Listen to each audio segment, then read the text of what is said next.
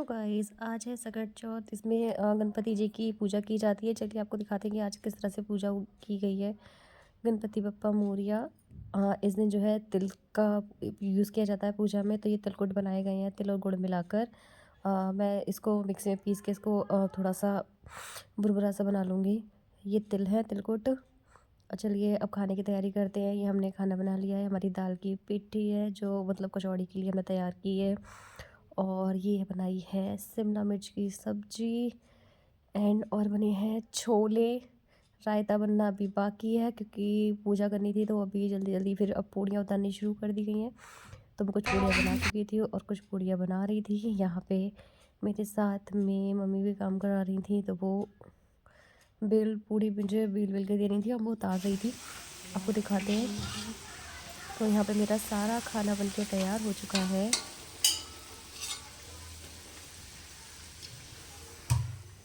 तो हमारा सारी चीज़ें तैयार हो चुकी है। पूड़ी भी बन चुकी है। चलिए अब करते हैं पूजा की तैयारी करते हैं। चलिए आपको दिखाते हैं किस तरह से पूजा की जाती है आज के दिन। यहाँ गणपति जी को बैठाया गया है एंड यहाँ पे सकट बनाए गए हैं। सकट वकट कहते हैं। और यहाँ पे उनकी बधुए से और सुपारी वगैरह से पूजन किया जा रहा है। उसके बाद तिलकुट वगैरह चढ़ाए जाएंगे। यहाँ टीका वगैरह लगाया है। फिर उसके बाद सारा सामान अर्पित किया गया है। फिर गणपति जी को सब चीज़ें अर्पित की गई हैं। इस तरह से सकट की पूजा की जाती है जिसमें सारी चीज़ें उनको अर्पित की जाती है। उसके बाद गणपति जी को सारी चीज़ें अर्पित करने के बाद जो तिलकुट बनाए जाते हैं उन तिलकुट से उनकी पूजा की जाती है। उनको तिलकुट का भोग लगाया जाता है एंड पूड़ी का भोग लगाया जाता है। इस तरह से सकट की पूजा की जाती है। तो अब इनसे भी पूजा करा रही हैं मम्मी और इस तरह से ही पूजन कराया जाता है चांदी के सिक्के के द्वारा।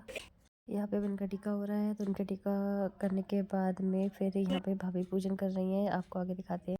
यहाँ पे हम लोगों ने पूजन कर लिया था। आपको दिखाते हैं। ये कल्लू बैठा है। इससे ये तिलकुट बहुत टाइट हो गए थे तो उससे टूट नहीं रहे थे।